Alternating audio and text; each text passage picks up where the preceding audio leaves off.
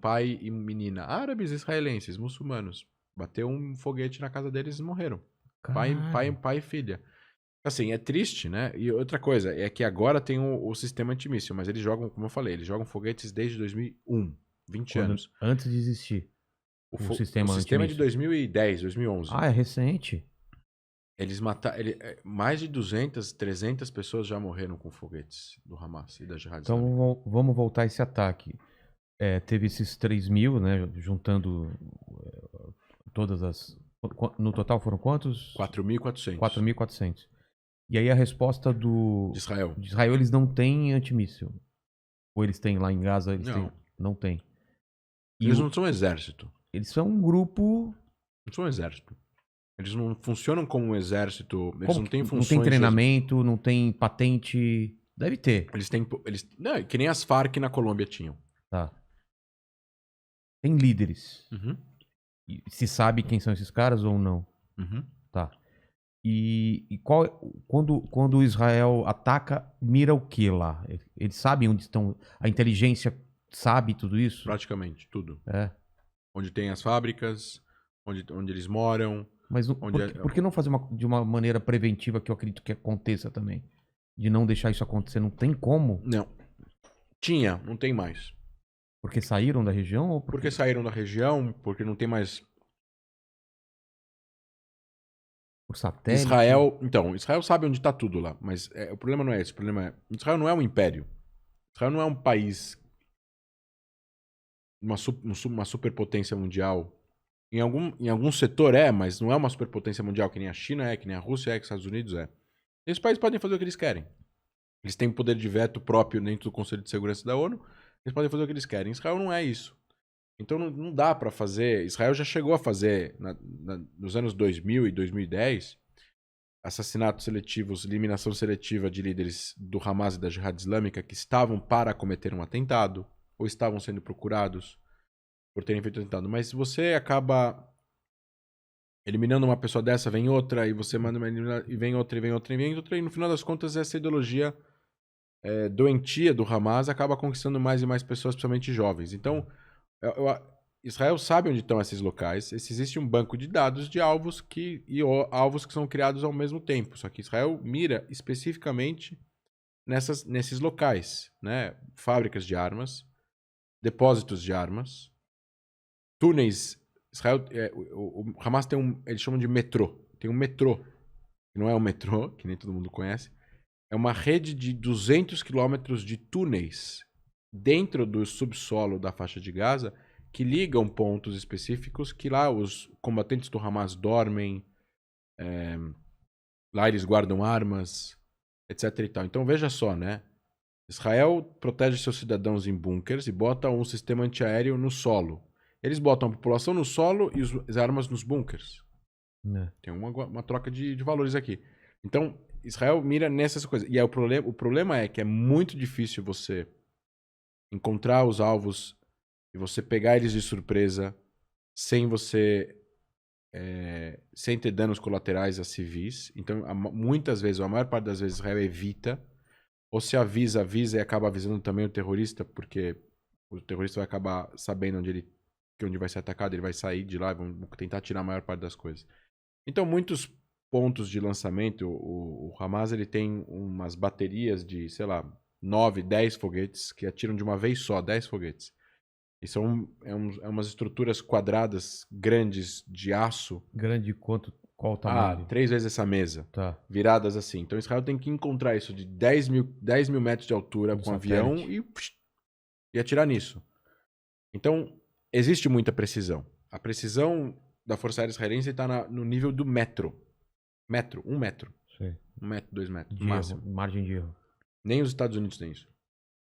E qual foi a consequência desse Então, ataque? Israel atacou mais de 900 alvos do Hamas e civis morreram, infelizmente. Civis, crianças morreram, palestinas, Aquelas infelizmente. imagens que a gente vê, então, são atuais e comprovadas. Então. As imagens grandes que vocês viram de prédios grandes caíram, nessas imagens ninguém morreu, porque Israel avisou os prédios, avisou Eles avisam o dono do prédio. Cada prédio tem É? um síndico, um dono. Nem sim, tem imagens inclusive, deles falando no telefone.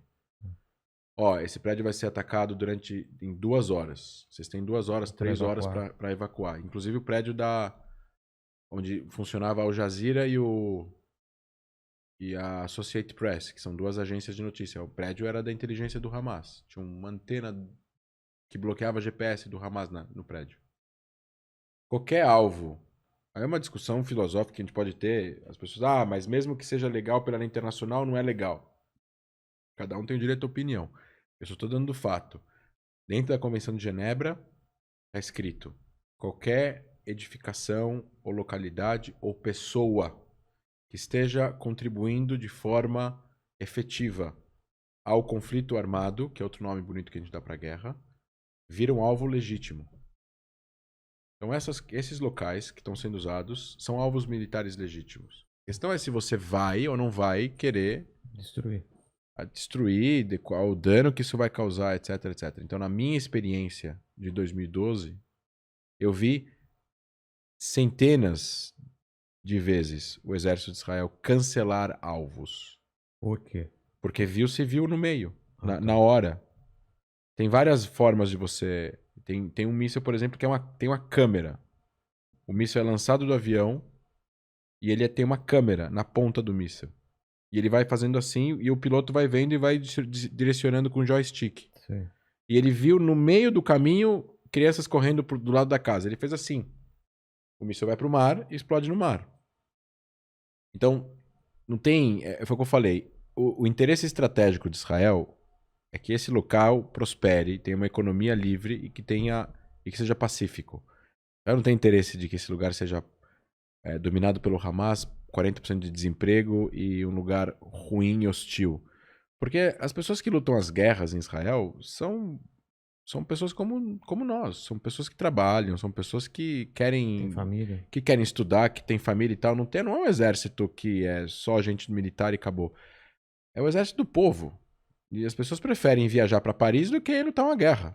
Venhamos e convenhamos, né? Então, não tem desejo de conquistar a faixa de Gaza, ocupar territórios e tal. Israel deu o território lá para a autoridade palestina e falou, administrem vocês, a gente não tem interesse de administrar. Precisa chegar... O que Israel precisa fazer agora é engajar diplomaticamente com a autoridade palestina, que não é simples, é bem complicado. A galera lá não é hiper, super peace and love. Nem todo mundo em Israel também mas assim, Israel ainda é um país já democrático e a extrema-direita de Israel é pequena, bem menor que a austríaca, alemã, belga, inglesa, brasileira. Existe, mas é pequena. Então, assim, tem com quem conversar. E do lado palestino você tem aí uma galera que é mais moderada, mas assim, eles estão presos ainda na narrativa, na retórica. Eles ainda não conseguiram vencer essa narrativa, essa retórica, que faz com que existam muitos símbolos. Vou dar um exemplo. A autoridade palestina, eu estou falando agora da autoridade palestina na Cisjordânia, o governo palestino, que conversa com Israel. Tá. Eles têm uma lei que 7% do orçamento palestino, que dá uns 400 milhões de dólares por ano, é usado para pagar salários dos palestinos presos em Israel. Israel tem 5 mil palestinos presos. Não são presos políticos, são presos que cometeram crimes. Quanto mais longa a pena, maior o salário. Agora eu te pergunto, como é que uma pessoa recebe uma pena mais longa? Qual o motivo? Por crimes mais pesados. Exato. Então, se você matou 5 crianças esfaqueadas, você pegou 5 prisões perpétuas, então você vai ganhar agora um salário da Autoridade Nacional Palestina de 4 mil dólares por mês. Premiado. Exato. Então, o crime compensa. E aí que está o problema. Se a comunidade internacional e principalmente pessoas da sociedade civil, inclusive brasileiros, eu estou falando de pessoas pró-palestinas, ou seja, ser pró-palestino significa ser contra Israel, ser pró-Israel não significa ser anti-palestino. A gente tem que quebrar esse paradigma. Você pode ser pró os dois. Pode ser pró-paz, pró que Israel exista, pró que uma Estado palestino exista de forma pacífica. Mas para fazer isso acontecer, não existem jargões.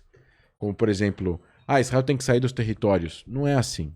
Israel saiu de Gaza, olha no que deu. Se Israel sair da Cisjordânia agora, vai dar no mesmo. E vai ser ruim para os dois. Que vai ser a mesma coisa também. Vai ser pior. Vai ser pior para os dois. Os palestinos não vão ter um Estado, Israel não vai ter segurança, vai ser ruim para os dois. Então não é assim, simplesmente saiam. e se virem. Processos geopolíticos têm que ser feitos com muita responsabilidade, principalmente nessa região, senão dá. Você falou uma das coisas que eu ia falar. Uma das soluções que falam, então, é só sair do território palestino. Isso. Segundo, Israel precisa bater com uma força desproporcional. Você deve ter ouvido isso bastante da opinião pública. E a terceira isso não está resolvendo fazer isso. Porque se continua tendo o mesmo processo de eles atacam, nós atacamos, eles atacam. Eu imagino que deve ter outras soluções. Quais outras soluções? Então são 3 perguntas, né? Essas são as Grandes questões, né? Essas são as grandes perguntas que os cientistas políticos e os especialistas desse assunto tentam responder há 20 anos. Então, assim, os israelenses veem com olhos muito duvidosos quais são realmente as intenções de uma autoridade palestina que usa 400 milhões de dólares por ano para pagar pessoas que mataram crianças e civis israelenses. A segunda coisa é que as televisões israelenses e o jornalismo israelense é muito bom, muito investigativo, e eles mostram como funciona também eventuais incitações à violência que rola dentro da Autoridade Nacional Palestina. Não tem imprensa livre lá. Então, se entendeu nos últimos 20 anos, principalmente nos últimos 10 anos, que é muito difícil que Israel consiga oferecer alguma coisa que os palestinos possam falar sim. Eu tô falando não do povo palestino, eu tô falando da liderança palestina. Da liderança, entendi. Porque a liderança, enquanto ela fala que ela quer 2 estados, que ela quer paz, que ela quer não sei o quê, que ela quer... Ela fala em árabe outra coisa para a população dela. Ela fala uma coisa na CNN e outra coisa para Al Jazeera em árabe. Entendi. Entendeu? Então não adianta você falar uma coisa e pro outro você falar outra coisa, porque senão você vai ficar preso à sua própria narrativa. E o que o presidente palestino fala é: jamais reconheceremos Israel como lar nacional do povo judeu. Quer dizer, as pessoas falam, tem que haver um lar nacional do povo palestino. E não pode haver um lar nacional do povo judeu? Um pode, outro não pode? Então, é isso que é complexo, né? E vamos lá. O que acontece, já pela 4ª vez, assim, existem limitações do que Israel pode e não pode fazer. Tá falando como resposta? Não só como resposta, estou falando agora de forma política, geopolítica. Tá. O Hamas jogou foguetes. Jogou de novo. E jogou de novo, e jogou de novo. De 2014 até antes de começar essa batalha, foram 1.300 foguetes. Israel não iniciou uma guerra por causa desses 1.300 que foram caindo 5 aqui, 10 ali, 5 aqui, 10 ali. Às vezes Israel deu uma resposta, às vezes não deu. Então, tem momentos que o país precisa e não pode deixar de responder. Nenhuma democracia... Se você fosse uma ditadura, o ditador escolhe o que ele quer fazer. Se ele quiser ficar sentado um mês recebendo foguetes na cabeça da população, ele pode fazer isso e ninguém vai tirar ele do poder. Agora, uma democracia não. O governo cai, vem a Suprema Corte, vem o chefe do exército, vem o ministro da defesa, e, não dá. Você tem uma limitação de poder. Então, assim, a resposta de Israel, ela é uma resposta que não tirou o Hamas do poder, mas que danifica fortemente o poder do Hamas para que eles sintam que... Mas o poder bélico, você está falando, ou o poder mesmo? Poder bélico e poder estrutural, vamos colocar dessa forma, de organização estrutural. Poder político tá na boca do povo, então não importa agora. Eles cantam vitória. 150 terroristas do Hamas, ou 200 terroristas do Hamas morreram. Eles perderam praticamente todas as fábricas de foguetes que eles tinham. Eles perderam eles devem ter perdido aí uns 5 a 10 mil foguetes destruídos em solo. Foguetes que... Eles atiraram foguetes que falharam, caíram dentro da faixa de Gaza e mataram civis palestinos. E eles ainda assim cantam vitória. Então, assim, o responsável na sala tem que falar assim: tá bom, deixa eles cantarem vitória, não tem problema. Eles precisam cantar vitória, porque eles precisam mostrar os grupos que não são seguros da sua liderança. Eles precisam mostrar que eles ganharam. Mesmo... Ganharam aonde? O que eles ganharam? Eles conseguiram jogar foguete em Tel Aviv. Não é uma questão de escolha, entendeu? Se eles quisessem... Se eles pudessem, eles iam jogar foguetes no Israel inteiro. Só que eles não têm essa capacidade. Então, assim, no final das contas, o que é desproporcionalidade? Vamos supor que cai agora, daqui a um mês, um foguete no sul de Israel, num descampado. Israel abre uma guerra que nem essa agora. Abre uma campanha e ataca 300 alvos do Hamas. Esse poderia considerar desproporcional.